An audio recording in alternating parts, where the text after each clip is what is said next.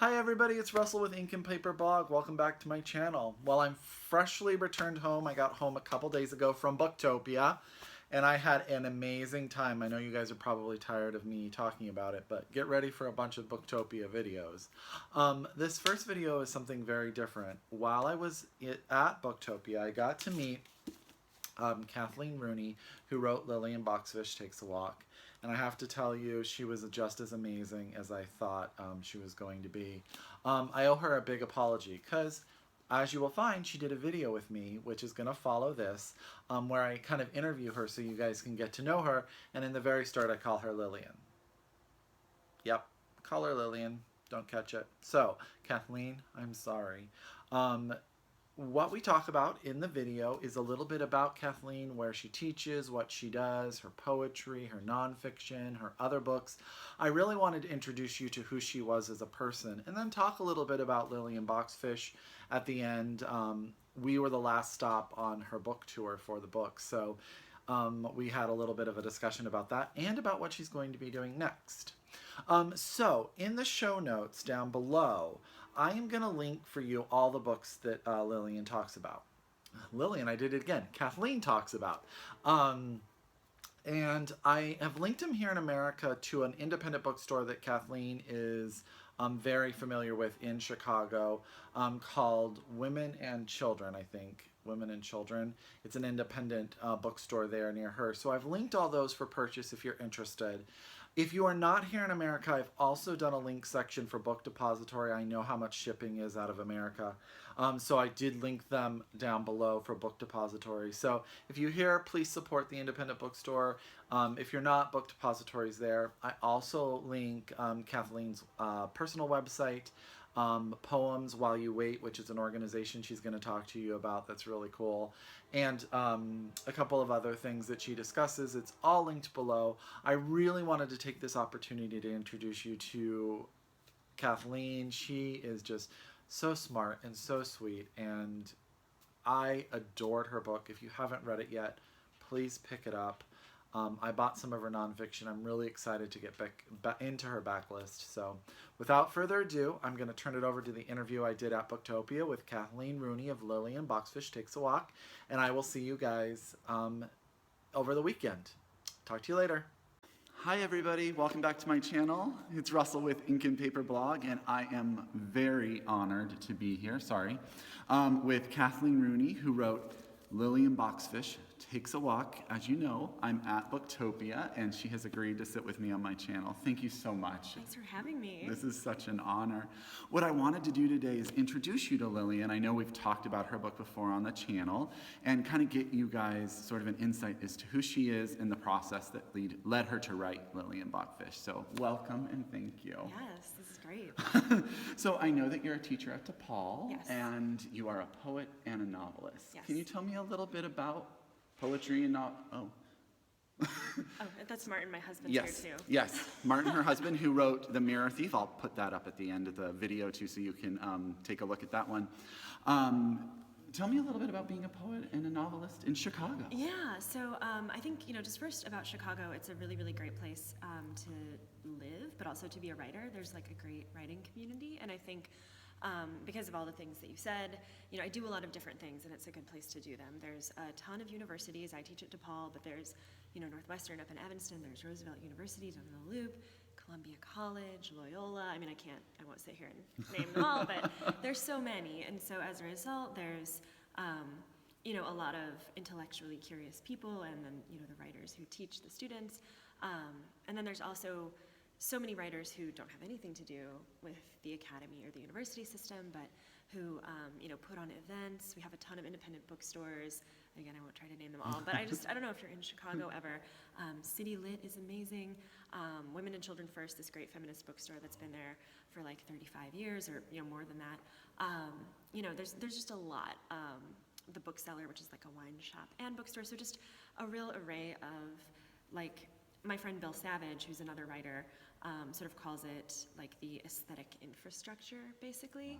It's very rich. So it's like, if you're a writer and you don't have any way to connect to other writers or any way to kind of like the water system, like you've got Lake Michigan, but you can't pump the water to the people. He likens it to that. We have not just like the crop of artists, but who in this analogy are Lake Michigan, see poet, but even though it's Bill Savage's analogy, all these different means and conduits to kind of like pipe the poetry or the fiction or whatever to the people who want to access it.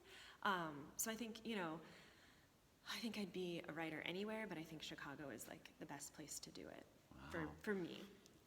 And as always, guys, I'm going to link everything below, and all the bookstores, I'll find links to them that Kathleen talks about and put them down below. Wine and books, come on. Yeah. That's right up our alley, right? Perfect combo. Kathleen is involved in this great program called Poems on Demand, so I thought I'd have her talk to you a little bit about what that is, and if in Chicago, you can look for it on a weekend and meet Kathleen and get a poem. Yes, I hope you will, all of you out there.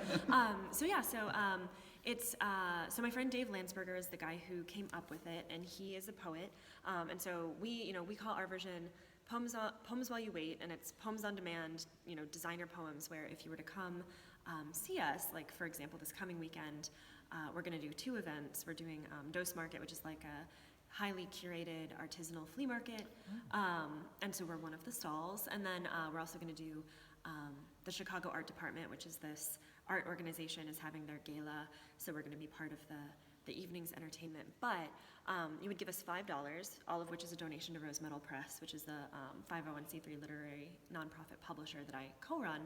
And then you give us about 10 minutes, or if the line is longer, it might take longer, and a word or a concept or a person, and we could write a poem for you or for that person. We do a lot of poems for people's parents, people's pets, people's loved ones.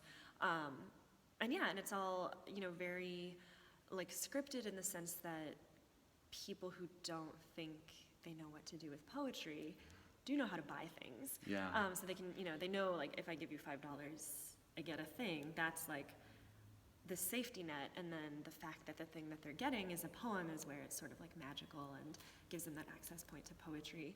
And it also, for us, it's not, I don't want to make it sound like we're these poetry humanitarians, although I think it's a great human exchange.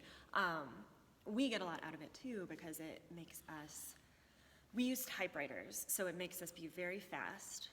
We often make mistakes, unless they're egregious, like spelling somebody's name wrong. We just leave them in there because it's sort of like the hand of the maker, that human touch. And very organic. Yeah, and it lets us write stuff that we would never write. I think it sounds amazing. So if you guys are in Chicago, I will link all of this down below, and you can stop by and donate your $5 and get a poem on demand, and then it's almost like a souvenir from the city of Chicago. Yes, and all of them say Chicago. So. Oh, that's awesome. Yeah.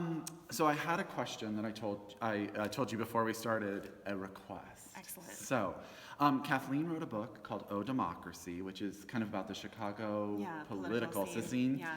And my friend Chris at Book Cougars, I talk about her, she wanted to know really the impetus of that book and the investigation into it. Can you talk a little bit about Oh Democracy? Yeah, absolutely. And thanks, Chris. I love that question. So Oh Democracy is my first novel, and it is sort of a like worm's eye view of the 2008 campaigns. And so that was, of course, the year when Barack Obama was up for election. And then also my character, who's, based on like some of my own experiences working in Senator Dick Durbin's office, is this like Senate aide character. So the way I researched it is sort of partly living it. I had this job where I was a Senate aide in the Chicago office, working with interns and being on the press team, doing communications type stuff. And I got into that job because I was, I like to say I was working on campaigns before I was allowed to vote. I started working, out in DuPage County when I was like 16. And you can't vote till you're 18, heads up. Everybody vote. Just because I thought democracy, hence the title, was really important. And so, I got this job and thought I was gonna like change the world. And I no longer work there. But I learned a lot working there, and I think I wanted to show sort of, I've always been interested in, and I think, it's in Lillian, it's in other things, this idea of the individual and the force of will of one person, and how that works or doesn't work, or how far it gets you or doesn't get you in systems. and institutions, which are of course comprised of people. So I guess that's kind of how, and it's like, the book, I don't think it's a spoiler, we know Barack won in 2008. If you didn't, don't tell anyone. Sorry, if that's a surprise. But it sort of shows the campaign season from Memorial Day all through that summer when things gear up to the fall, and then it culminates in Grant Park on the night that Obama got inaugurated, which I won't get super political here, but I mean it's like a political book.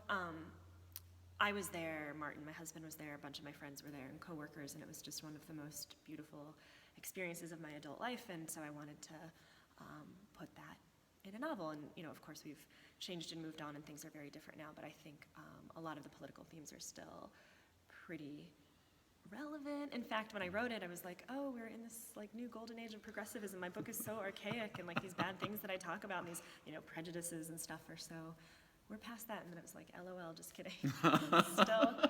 Still relevant. Still there, still talking about it. When 1984 is considered still relevant, you know? So thanks, Chris. Good question. Great question, Chris. Thank you so much. You've written a lot of nonfiction as well. Yes. So can you tell me, let's talk about the one that you're most excited about, you'd like people to read the most? Yeah. And gosh. that passion project. Yeah. So it's actually, I have a book of essays called For You, I'm Trilling These Songs, which is sort of a companion book to O Democracy, and it's kind of a set of essays that are sort of like the nonfiction, not version, I mean it's not the same stuff, but like a companion, I would say. But the one that I'm probably most excited about is the one that you bought last night, and that I autopilot signed. Booktopia is amazing, but it's just like, And I will link Booktopia. All of you should come next year. It's amazing. It's so good.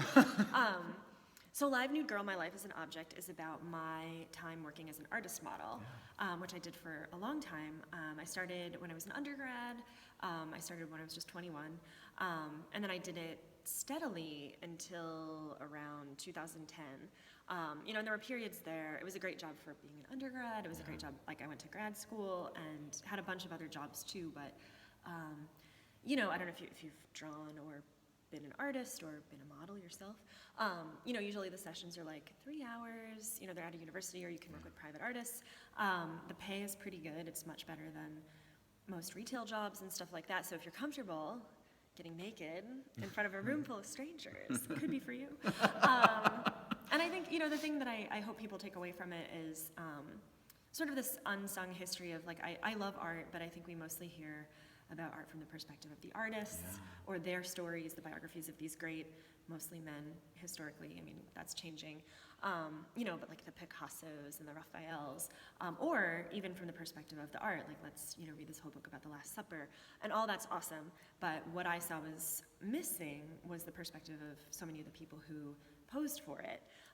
And so it's kind of an occupational memoir about, it mixes a ton of history, and it's not just me talking about myself, but it mixes those things to kind of talk about who those people were and why people would do that kind of thing, why have that job, and their role in creating a lot of memorable work, even if they themselves are not remembered. It was amazing. I posted a picture of Kathleen and I from a session we did, and someone on my Instagram, the first thing they said to me was, you need to buy this book by Kathleen Rooney. It really did change me. And I was like, well, I went to the store and I picked it. So, you have to do that. People recommend books that change them. Read them. Yes. So I know you're at the end of your book tour for Lillian. Yes. Right? So Lillian's run as being part of your life every single day is just about over. Yeah. Tell me a story about being on book tour and Lillian that really has stuck with you. Oh, I love this question. Okay, so there's so many. So if the story that I tell right now is not your story, it's so bad. But about a month ago, at the end of March, my publisher, St. Martin's, thanks guys, was good enough to send me to New York City to do a Lillian Boxfish walking tour. And so if you know the book or don't know the book, it's about this old 85-year-old woman sort of looking back to when she was young and how she got to be as old as she was and the city as it's changed. And so she takes a 10-mile walk. And so they were like, what if we did Lillian's Walk? And the first idea was that we were going to do the whole walk. But 10 plus miles is a lot for a lot of people, both in terms of like the physicality of it and the time. So we decided to do like a 5.5-mile walk.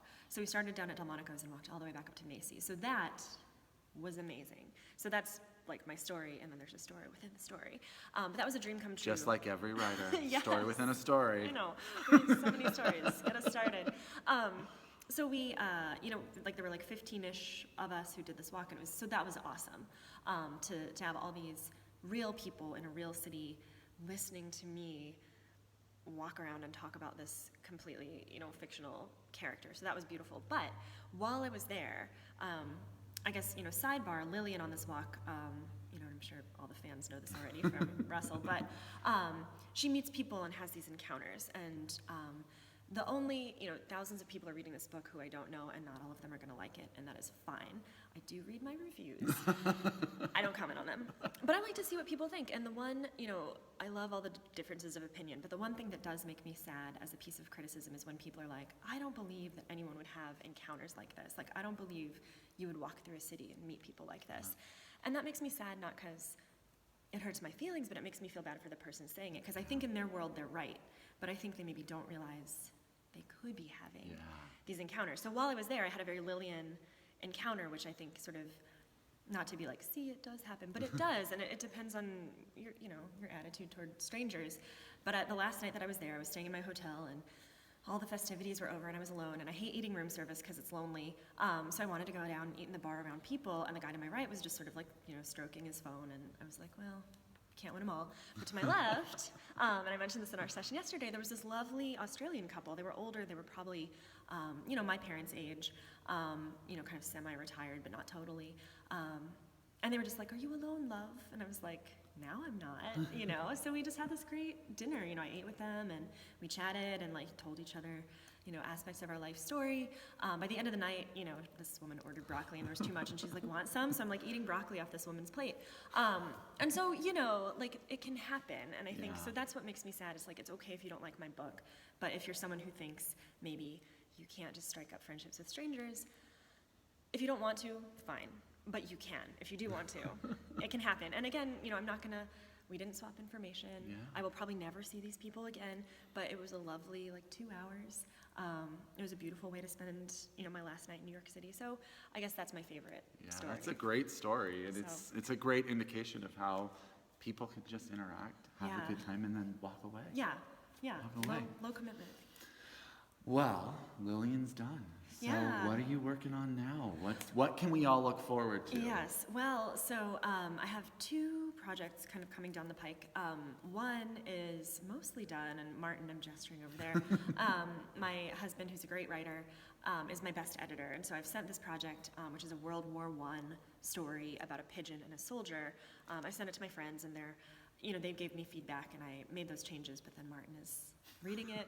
I like to send stuff to my agent when it's, as done as it can be. She'll have edits and I'll love it, but I like to, get it as far as I can. And so it's halfway told from the perspective of the soldier Charles Whittlesey, who was a big World War I hero, and had kind of a sad life story. I don't want to spoil it. I mean, it's true, so if you Google Charles Whittlesey, you'll see what happened to him. But I obviously like historical figures. Yes. And he was so famous in the 20s and 30s because he was one of the few heroes, and everyone would have known who he was. But now nobody does, because World War I, it was so bad, but so many equally bad, if not worse, things happened. Yeah. The 20th century was full of rough things. Yeah. So I understand that. And then there was also this pigeon, Cher Ami, who was this British pigeon. I don't know if you like pigeons. I'm excited about the idea, any book about a pigeon, because I can't imagine that there's one out there, but... Yeah. I mean, there's Don't Let the Pigeon Drive the Bus, which I'm a fan of, but this is different. This is a very different story. And so she was, one of these messenger pigeons. They had these homing pigeons who, in World War I, they had radio, but it wasn't two-way. Yeah. They had phones, but it was all wires, which were, frequently the objectives of the armies was to cut them or destroy the line. So communication was incredibly difficult to the extent that they were relying on pigeons to carry these little messages. So she sort of saved this lost battalion That's amazing. from a friendly fire incident. So I just was intrigued by the idea of animal heroism. And also the fun thing is that she was a bit of a gender fluid pigeon, I guess, which I think is really fascinating. Yeah. Because I'm calling her she because she was a she, but they for most of her life thought she was male, and I think there was, the desire, we have still this desire to attribute war heroism to traditional ideas of masculinity. And so when they stuffed her, because she was so famous, after she died, they taxidermied her, and she's in the Smithsonian. You guys could all go see Cher Ami, and the taxidermist was stuffing her and was like, oh, it's a girl. She's been a girl this whole time. But then they didn't correct it because they already had the plaque made, and they were like close enough for government work. And I was like, no, we should know that she was a she. So that's amazing. That's going to be an amazing story. Thanks. Really I hope exciting. so. It's sad. It's pretty. I mean, World War I is sad, so look out. But I hope it's not crushingly sad. So Nothing wrong with crushingly sad every once in a while. Yeah, things happen. So yeah. Well, Kathleen, it has been a pleasure. I've gotten to know you a little bit this weekend. It's been amazing. Thank you so much for being on my channel, for letting me interview you yesterday. I hope you had a great time at Booktopia. Oh man, yeah, and that's the thing, again, come to Booktopia. These are like the best people in the world. And Russell, thank you so much. This is like the perfect capstone to an amazing weekend. Thank you so much. Well, guys, I will be back and we will talk later. Thank you all for tuning in. Bye.